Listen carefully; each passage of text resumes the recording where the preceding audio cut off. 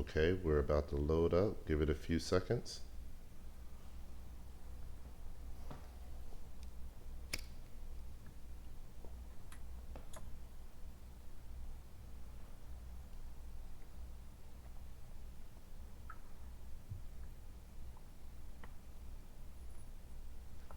All right. I hope you guys can hear me out there. I'm going to wait for a few seconds and give a few of my listeners some time to go ahead and get on here. Wait for about 30 seconds to about a minute or so, and we'll get started. All right, I see you guys logging in. We got a few there. Mitzip, thank you. Thank you, sir. Very good. Okay, I heard it repeat. Is that normal? No, you're not supposed to hear it repeat. But make sure that you don't have the live stream running while we're doing this. That could be it. Yeah, because Oh, you're that's you're getting it. the buffered version when you hear that. It's about 40 seconds behind. That's right. That would make sense. Okay, let's go ahead and get started. All right, guys, welcome tonight. We were going to be on Anon Radio Live doing this show. This is the All Rights Matter show with Anon Radio Live.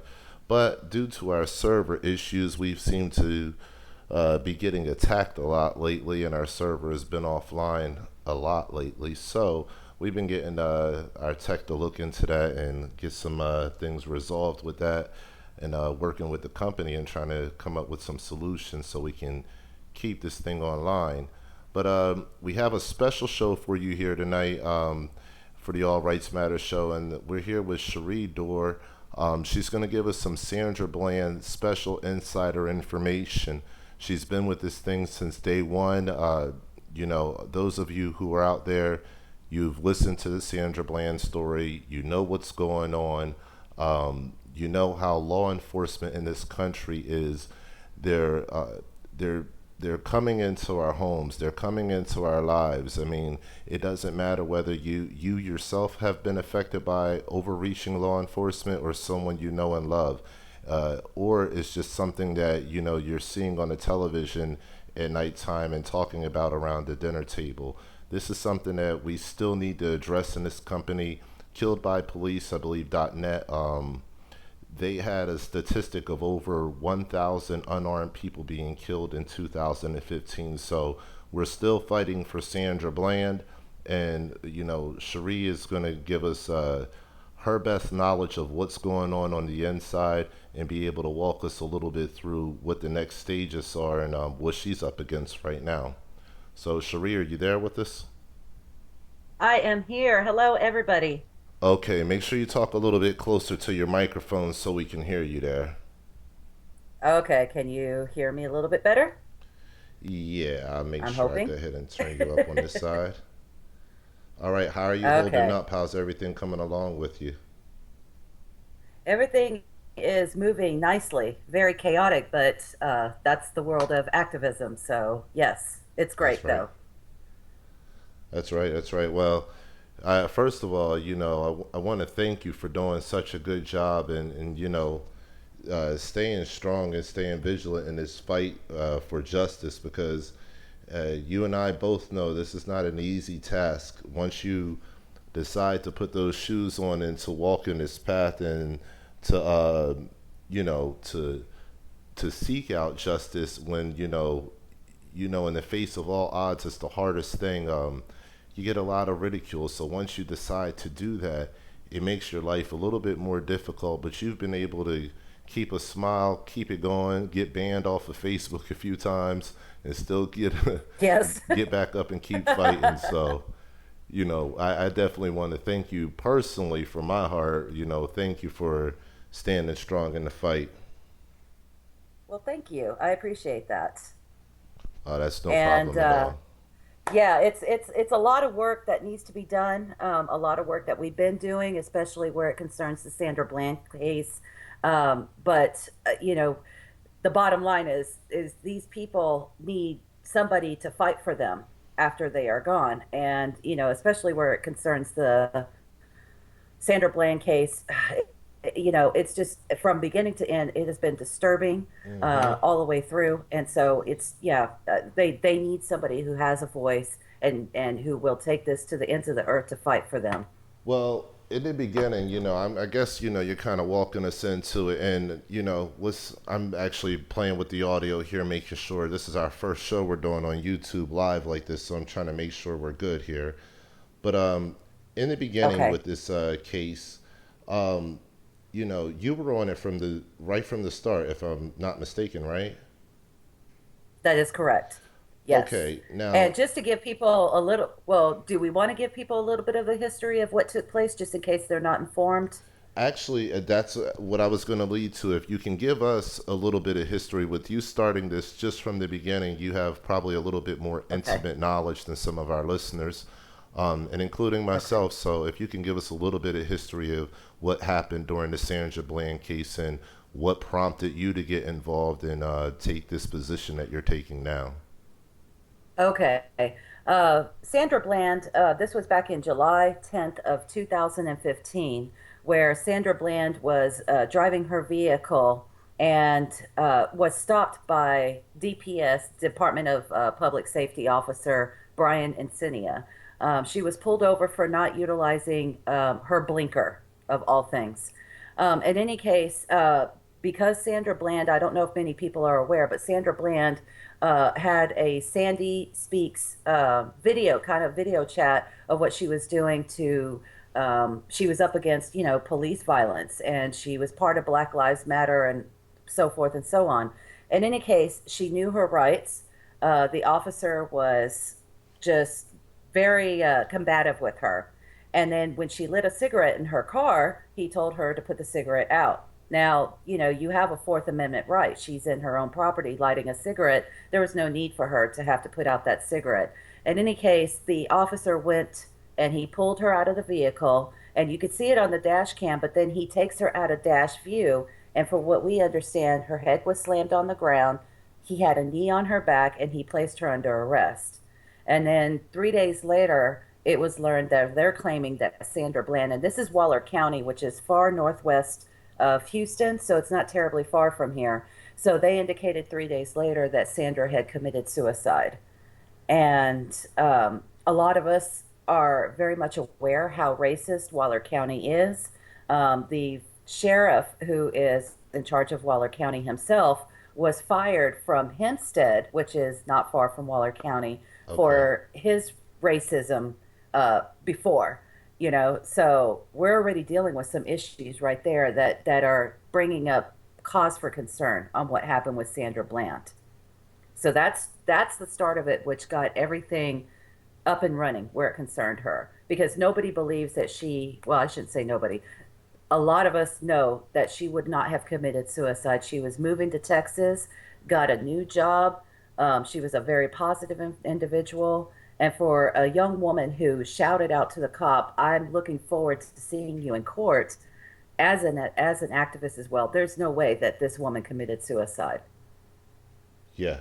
No, no way in the world that she committed suicide. I absolutely agree with you.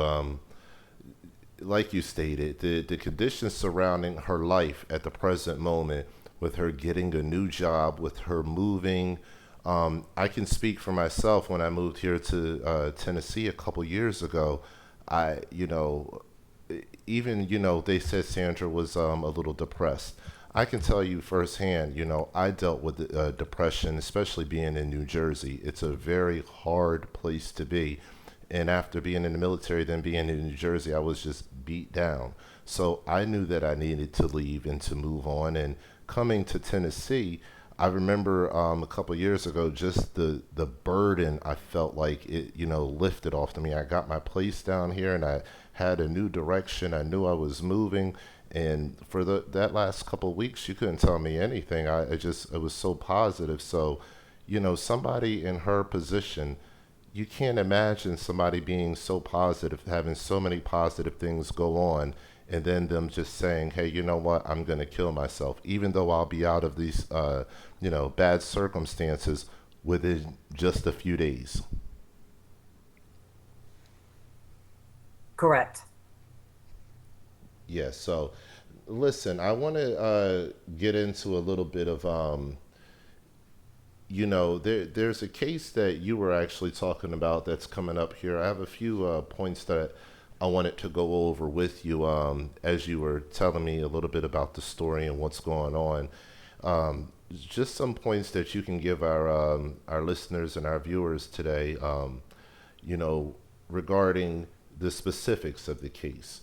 And one of the Okay. biggest things that I want to talk about is what you're going to be doing tomorrow. You have a relatively big stand tomorrow that you're going to be making. And I know there's going to be a large presence there. Sandra Bland's mother, maybe a couple of her sisters. I'm not sure, you can fill us in on that. But the hearing on whether to dismiss Officer Brian Encinia is happening tomorrow morning, and I'm very certain you'll be attending that, correct? Absolutely. Yeah, it's tomorrow at 1:30 Central Standard Time here in Okay. Houston at the Federal Courthouse building downtown.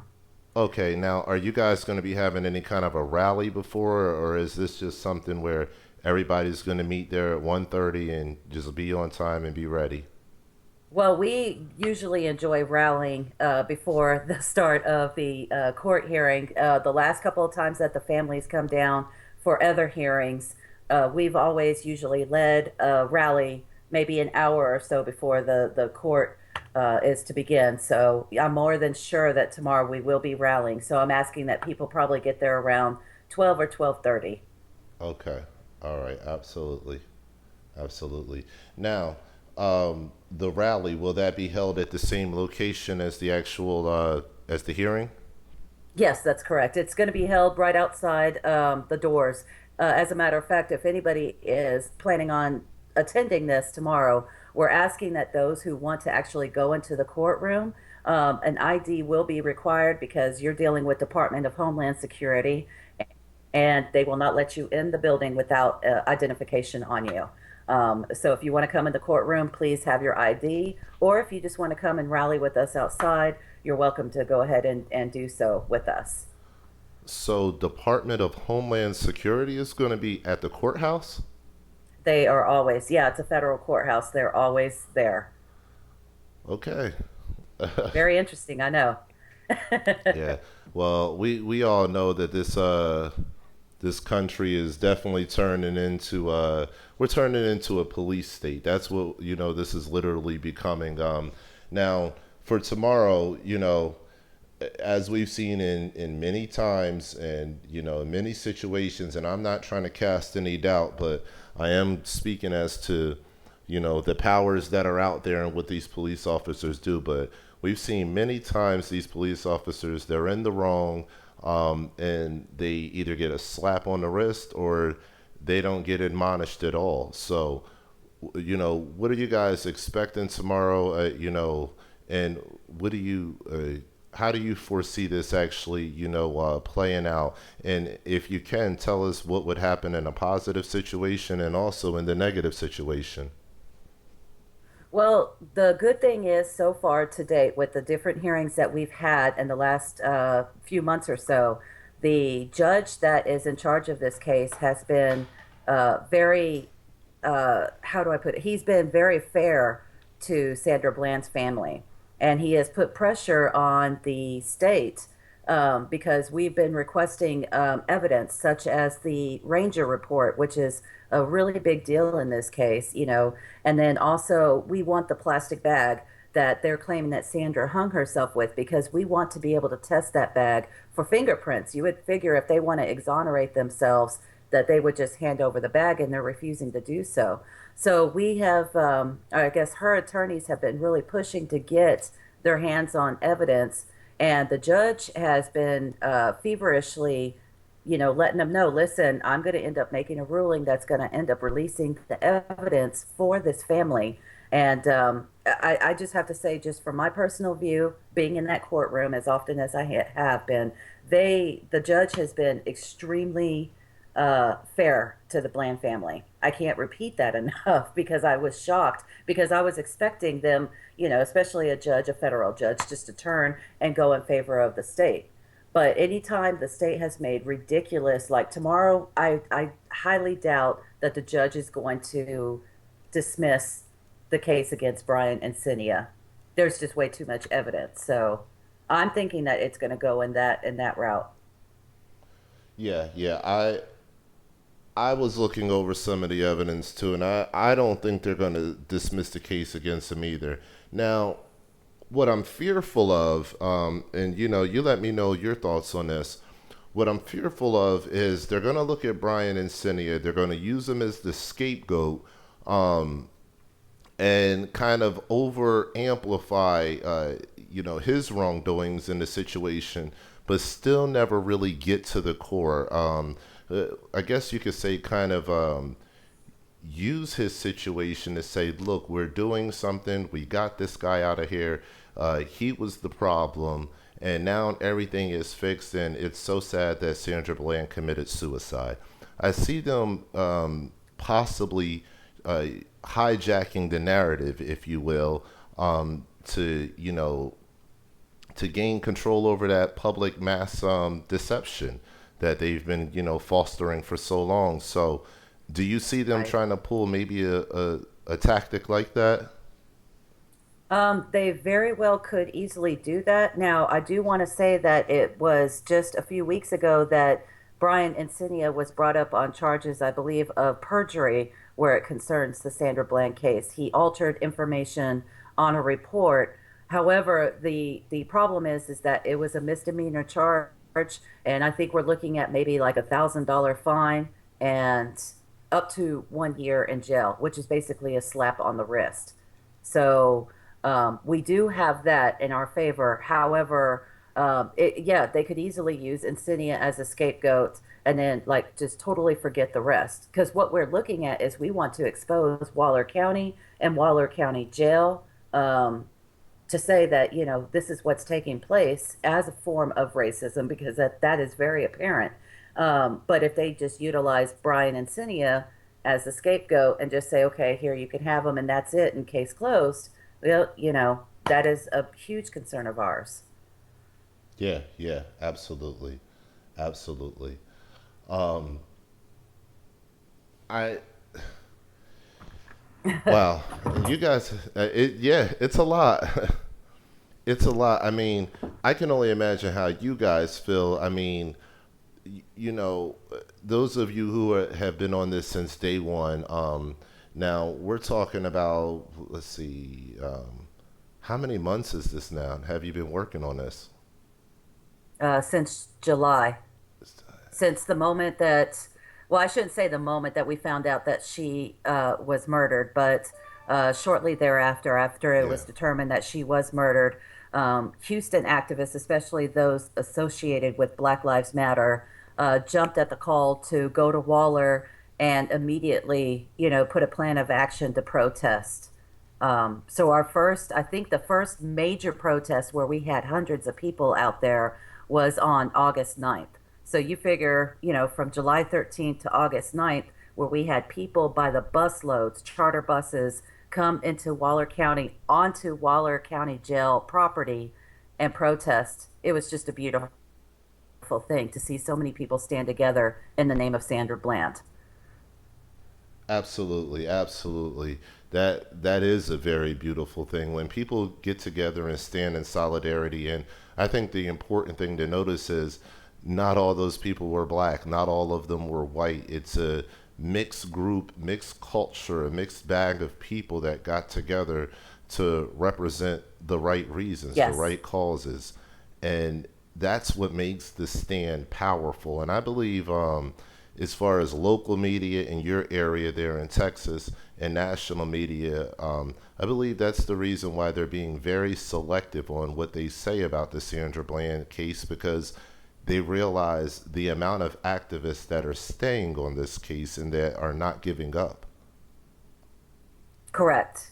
We actually had a young lady by the name of Hannah Bonner, I apologize, who's with St. John's Church and um, a pastor, so to speak, who actually held daily vigils at the Waller County Jail for 90 plus days after Sandra Bland was murdered.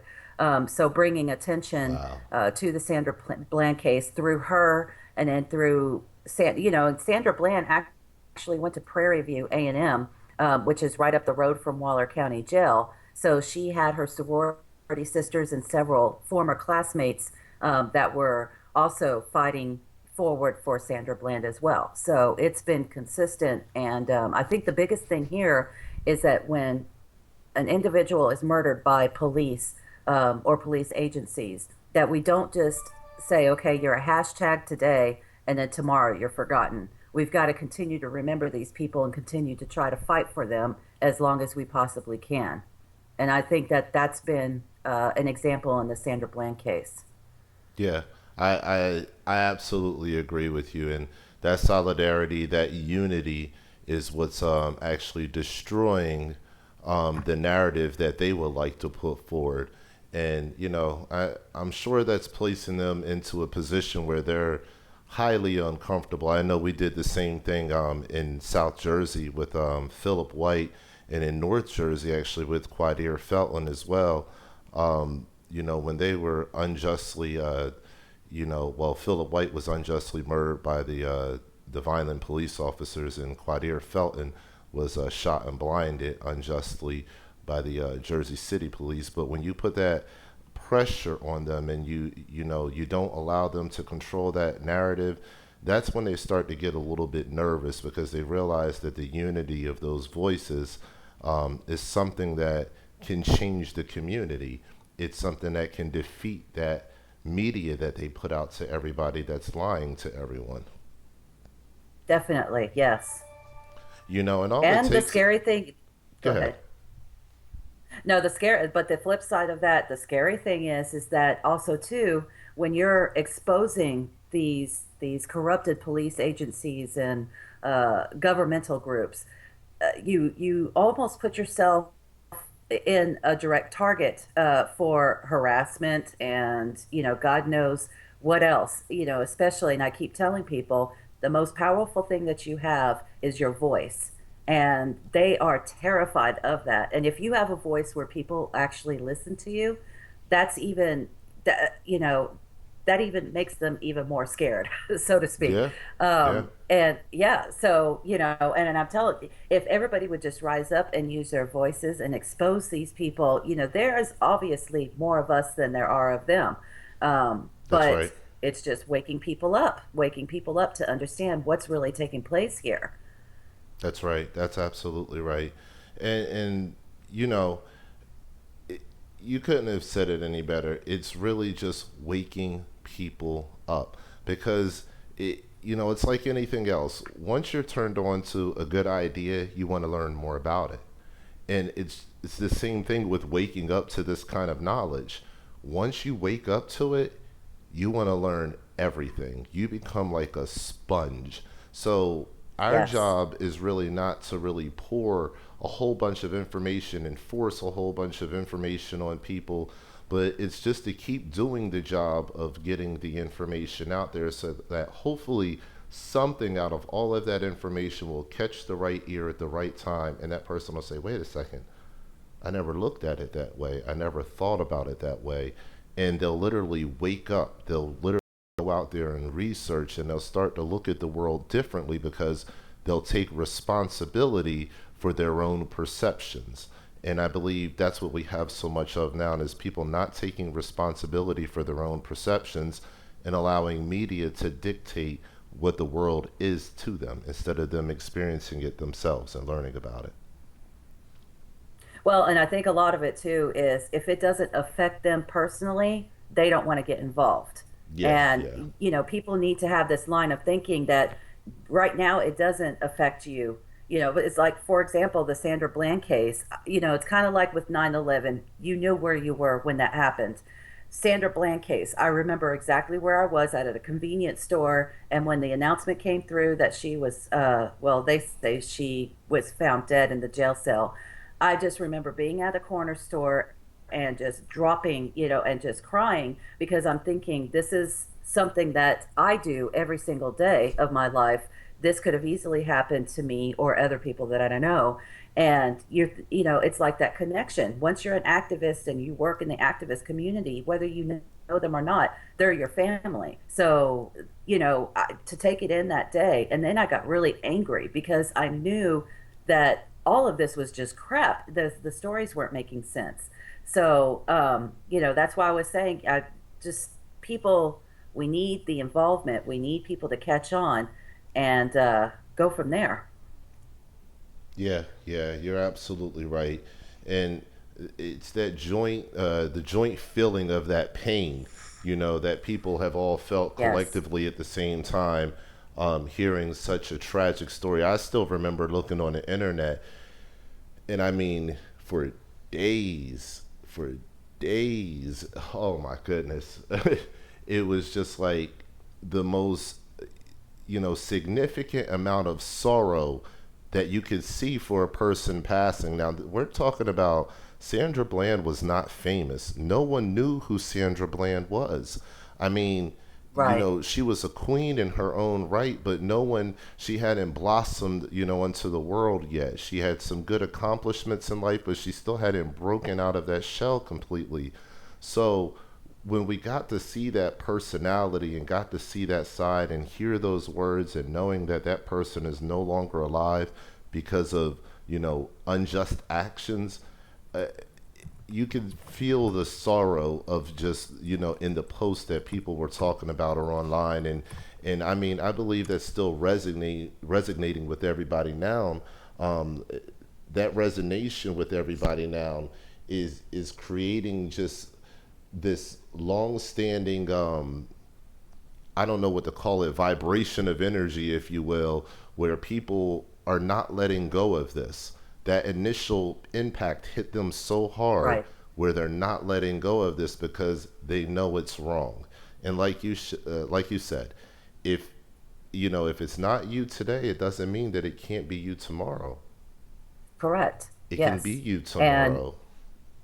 and it's so redundant now. It's like almost on a weekly basis we're hearing about another Black life lost, or just a life lost, period. But there are so many names and hashtags I can go through, and again, it gets redundant, and and you get worn out and tired of it. But some people, like myself, it just comes to a breaking point where you just get fed up with it and decide to start fighting back.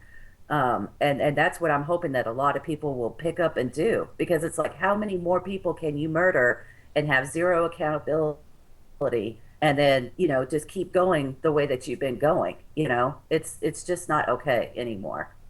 Yeah, it's not okay anymore. And I think that's the collective analysis is people are feeling that it's not okay. So people are saying, you know Right. what? I'm going to go stand. Hey, I don't have to be black, but I'm going to go stand with Black Lives Matter because that particular group of people, they have a grievance with their government. They have a grievance with the law enforcement, and that grievance is righteous in its nature. And collectively, we need to see that and feel that across the board with all groups of people that are expressing these public grievances. We need to go stand with them and fight the same battle because it may not be you today, but it can certainly be you tomorrow. Definitely. So Eh, I want to ask you a question real quick here, okay. and this is hitting on another one of the points there. You know, you had a bunch of folks come in. I believe you said from the Houston Black Lives Matter. That's correct. Okay. Now you had a bunch of pretty strong, powerful activists there, including yourself, come into the situation and really stand up and do a lot. What have you guys been experiencing as far as any kind of has there been any kind of public retaliation? I mean, let's keep it real. You're in the state of Texas, and anybody that's listening Yes. or viewing out there, the state of Texas is rough. We don't have to say any more about that. It's not, it's a divided place. It has its ways, if you will. Now, with that Right. being said, Black Lives Matter is obviously looked down upon. And, what have you experienced as far as, has there been any public retaliation or anything like that? Well, I will say that Black Lives Matter is definitely not popular here. Um, Texas being a Republican state for God knows how long, decades even, we we don't have a lot of support from political views, which is perfectly fine. We're more like a grassroots movement. But from a personal standpoint, we have the sheriff of Waller County, again with Hannah, who is doing the daily vigils out there, come out and tell her, go back to the Church of Satan that you're used to, and running license plates, threatening activists that were out there doing the daily vigils and stuff like that. Um, you know, uh, that was just one part of what took place where it concerns Waller, but it doesn't count the Houston police or whichever police agencies, what have you, using their Stingray technology to zip into our cell phones, Oh, yes. going into our Facebook accounts, keeping up with any actions that we have, Absolutely. where yeah, where we have, the criminal intelligence division right on our backs every time we have an action with an army of cops in riot gear for just the Houston activists that have never shown any kind of aggression or violence whatsoever. However, we understand that it's an intimidation tactic. So, yeah, there's a lot of that comes into play when, you get out there and do things like this, especially here in Texas. Yeah, yeah. Oh man, it's terrible. I mean, it's a terrible tragedy, the whole situation all the way around. Um, Especially when you're talking about a peaceful organization of folks that have never caused anybody any kind of physical, harm or any bodily harm or anything like that, uh, being demonized and targeted, pretty much. Correct. There's not really another word for it. And the funny thing is, being targeted by the same people that Sandra Bland was targeted by. That is correct. Yes. Okay, so um, now there's a situation that happened here in August of 2015 where there was an officer that was killed, Officer Goforth.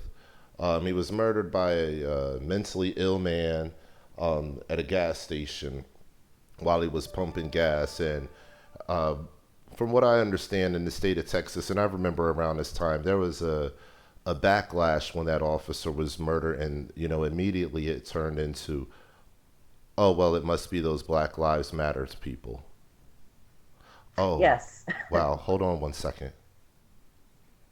We just went offline. Okay, there we go. Our Uh-oh. stream is resumed. I Okay, good, apologize to good. anybody that's watching this, and you're getting any kind of uh, terrible buffering or anything like that. I'm having connection issues, and our server is down, and this is all last minute, so we tried to put it together real quick so you guys could still get this show here. Apologize for that. All right, so Yes. let's see here. Stream is resumed from what I see. Stream is continuing. No, it went down. Oh I man. guess we're getting too real for them, huh? Okay, there it is. It says that it's resuming again. Okay. Okay. Now, isn't it interesting now that we're getting into the meat of the situation and suddenly it's starting to go down? Yeah. Oh, that's okay. We're still gonna get this done. I don't play any games. Oh, yeah. I do not play any games. Let's just make sure that this is resuming properly. Okay. Let me get some love from my people out here.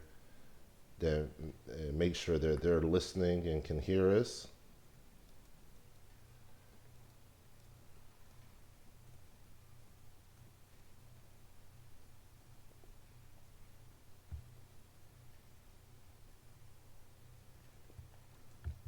All right. We should be getting good on that. Let's just make sure here.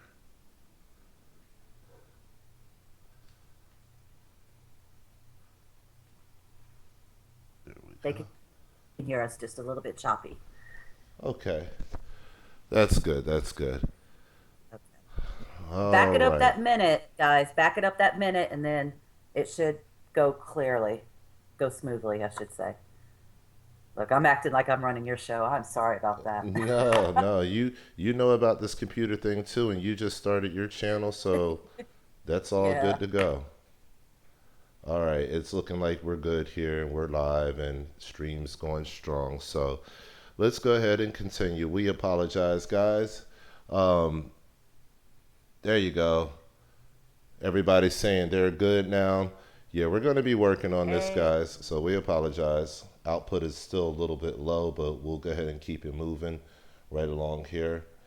Now, getting back to where we left off, Officer Goforth, he was murdered by a mentally ill guy, and and there was a backlash there in Texas as far as, oh, Black Lives Matter is behind this situation.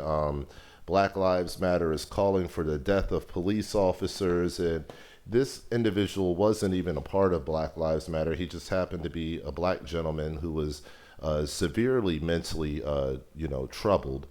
And did you guys? I'm sure you guys received some of the backlash from that situation of Officer Goforth's murder. Um, what kind of backlash did you guys receive, and what did you go through? I want our viewers to hear that. Well, first off, people need to know that the officer that was murdered August 29th of 2015, it was just literally hours after his murder that the Harris County Sheriff Ron Hickman and then the District Attorney, Harris County District Attorney Devin Anderson, had a live press conference, and they came forward and indicated that Black Lives Matter was responsible or is responsible for the death of Officer Goforth. And in any case, for especially for a district attorney that is supposed to investigate matters before they even say anything at all, and brought this out to light, the there were several threats that were made to Black Lives Matter activists. We already get harassment from individuals out there that are very much pro police, and you can't say anything to them, whether you tell them you're not violent and so on. They don't care to hear any of that. They just want to come after you strictly. So there were death threats that were implemented by several people, myself included, was one of the recipients.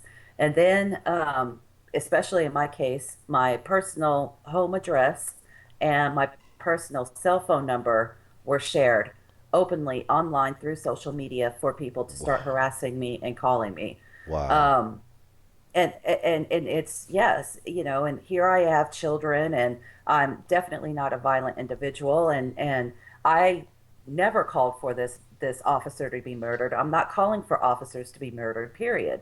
But because of careless words that were led by two major city officials, this became my life for maybe a good 3 weeks after all of this took place.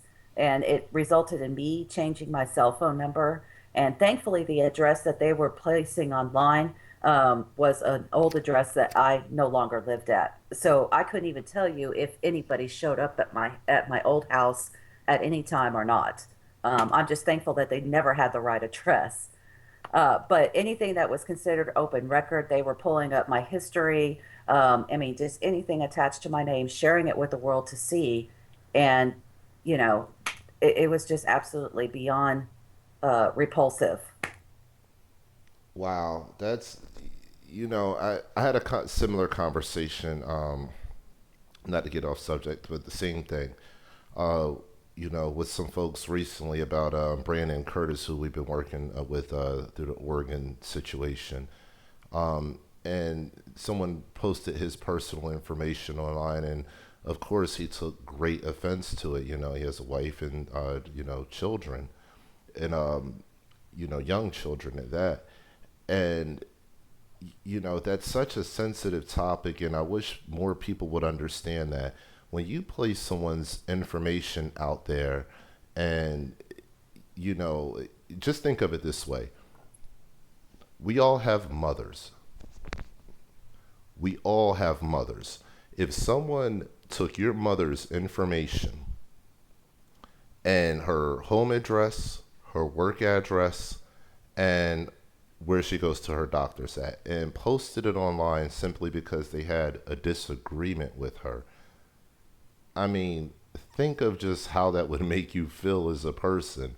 It's the same thing is Right. true, yeah, for yourself. It, if you have a wife or you have a spouse and somebody places your information online, you're in fear for your loved ones. So I do feel for you in that situation because, and thank God it wasn't the correct address where you're currently at, because you never know what kind of negative backlash can come out of that, because there's some crazy people out here in the world. Right. And I even had a couple of individuals openly tell me that because I work with the homeless community about 3 to 4 times a week, and they would openly tell me how they saw me at the Library Plaza where I do work with the homeless. They saw me there. They were able to describe what I was wearing. And I'm like, so you're just kind of like hiding in the background watching me. That kind of mindset is pretty darn psychotic, and you have to be concerned about loose cannons like that, Yeah. because we have quite a few of them in this country. So, that was obviously a big concern. And again, just being a mother of smaller children, so to speak, I want to continue to raise my kids. Heck, I would like to live too. I know that what I do on a daily basis, bringing out the truth, using my voice, organizing major protests, I know that there is a danger to that, and I gladly move forward and accept it. But when you have city officials that should know better before they even say anything at all, and then blame us when we were clearly not in the wrong at all. And I think you guys will learn here soon. This went from Black Lives Matter to an entire sex scandal that had absolutely nothing to do with Black Lives Matter. Yeah, absolutely. Now let's touch on that a little bit deeper. This whole situation with Officer Goforth, you guys were demonized pretty much openly, and the threats were, out there on the members of the organization and the organization itself, in the Houston area. Um, Now, supposedly this officer was married, but when he was killed, he had another person in the car with him while he was on duty. Yes, it was the mistress that he had been having an affair with for the last 15 months before his death. And so many times we see this now. Uh, isn't it funny that we're talking to you about the mistress that was in this officer's car as he was shot and killed by a mentally ill man, but the media doesn't go right to the mistress that was in the car, and the wrongdoing that he got murdered in the middle of doing something wrong, morally wrong, and also against what he's supposed to be doing as far as his official capacities are concerned. So the media automatically spins this as what's going on in the country with Black Lives Matter. Are they the cause for this? And even in your local politics right there, you guys were demonized, and information was put out that was potentially life threatening. Um, you know, why do you think? And I'm kind of just putting this out there. You can answer it however you like. Why do you think that that narrative has never caught hold, to this day, of the wrongdoing that the officer was involved in, with his mistress in his duty vehicle, you know, um, while he was on official time? Why has that not Well, caught the attention of the mainstream media? Well, actually, it was, I want to say, a couple of weeks after that the media finally picked up with the fact that there was another woman that was with him, and she came in and took a lie detector test with the Harris County Sheriff's Office, and it all came back proving that she was having an affair with this officer.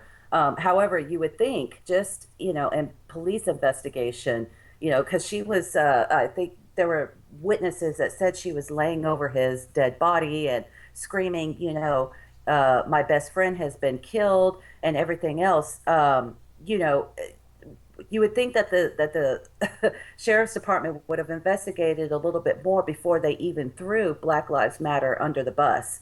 And I think in their case, because we know that Black Lives Matter is not popular within our country, I think they just used an opportune time to basically just throw us out there. And so that way we have more negative speak, especially coming out of Harris County. We've been very successful on a lot of protests here in Houston. So they just absolutely used that opportunity to, again, throw us under the bus and just ruin our Credibility. peaceful way of yeah, yeah, that credibility, that's Hmm. correct.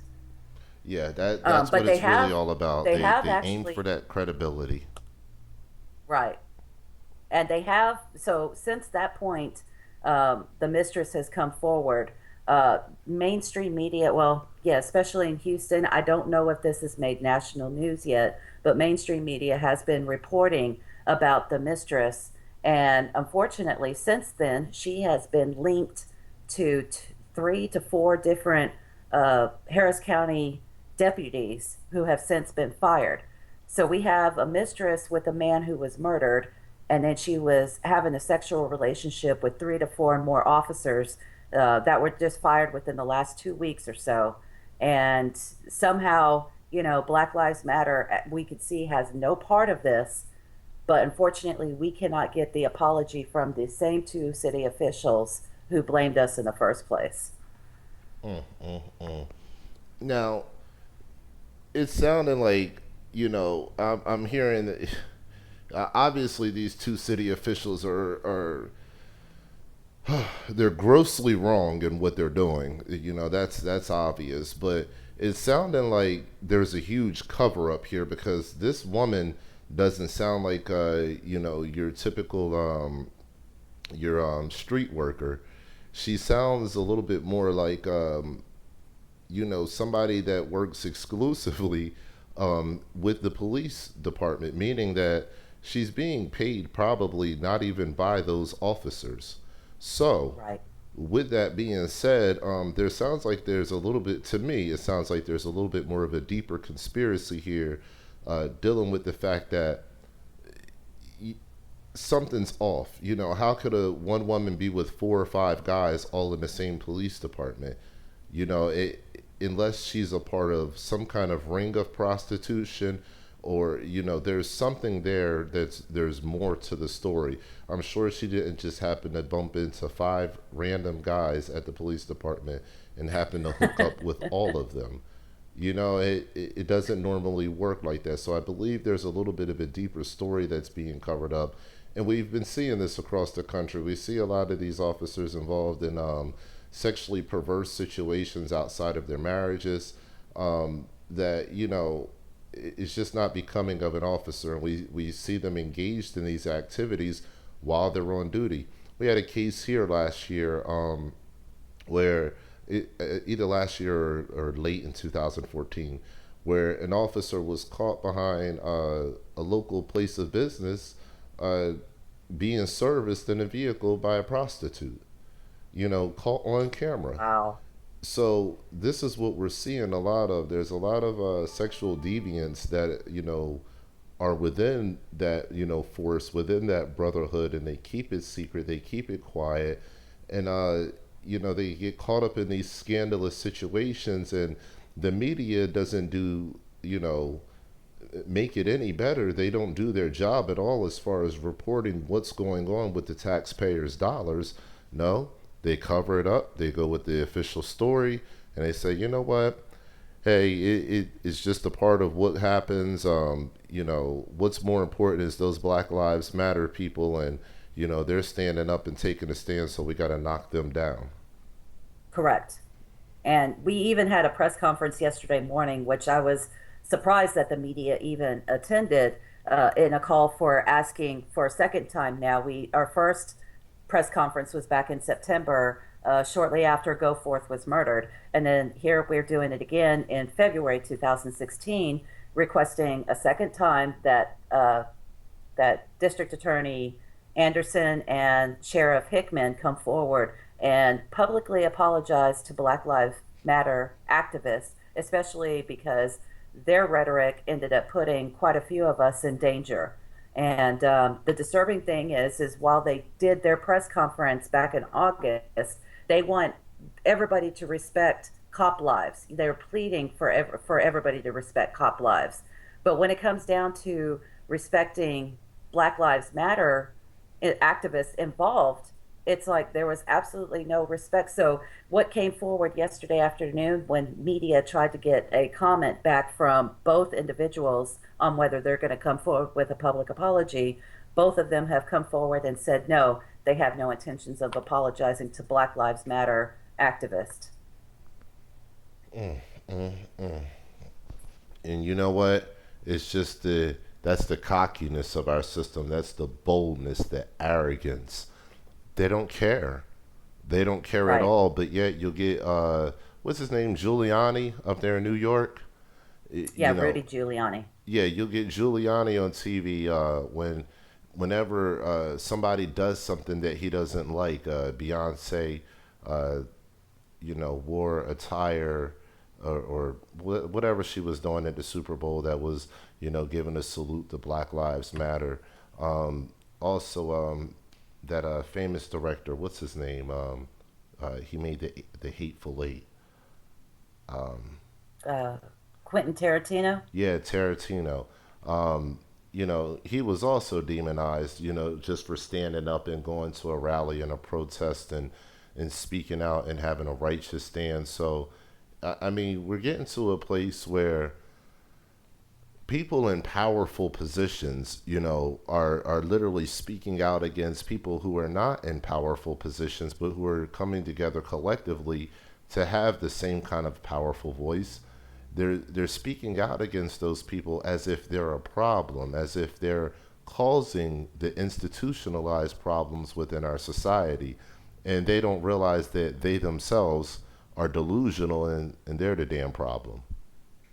Right. I completely agree.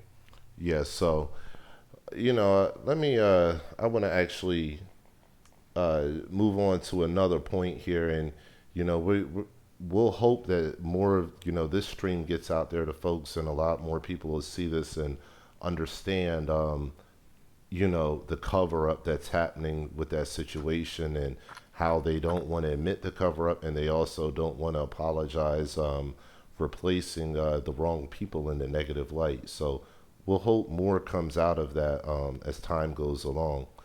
Um, what I also want to comment on here is another point we were talking about earlier is something else that we're seeing happen all around this country, and it's very disturbing. We all know that this system is rigged. We know it. We feel it. We see it. It's evident in our lives every day. Now, you know, when you have a situation that happens in a county, city, state, town, whatever you want to call it, when you have a situation that happens and an unarmed individual is killed at the hand of law enforcement, everybody that's involved, in that situation or that has hindered that process from coming to full justice, everyone that's involved should, face scrutiny and potential charges. That's not necessarily the case. And what we've been seeing happen across the country is these people that are protecting the police officers, and that are making sure that those in the public don't have a peg to stand on, those people that are undermining justice are the ones who are being rewarded with some of the more prestigious awards in our social class here in our society.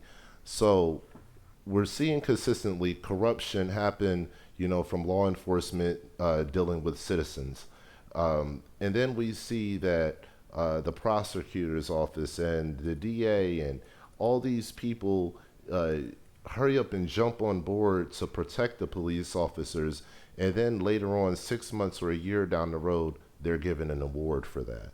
So I'd Yes. like for you to tell us a little bit about that situation going on for the Sandra Bland's case. Well, this is again, we've been discussing the district attorney for Harris County, Devon Anderson, who last Thursday, a week ago, was awarded the Alex Award by the NAACP Houston chapter.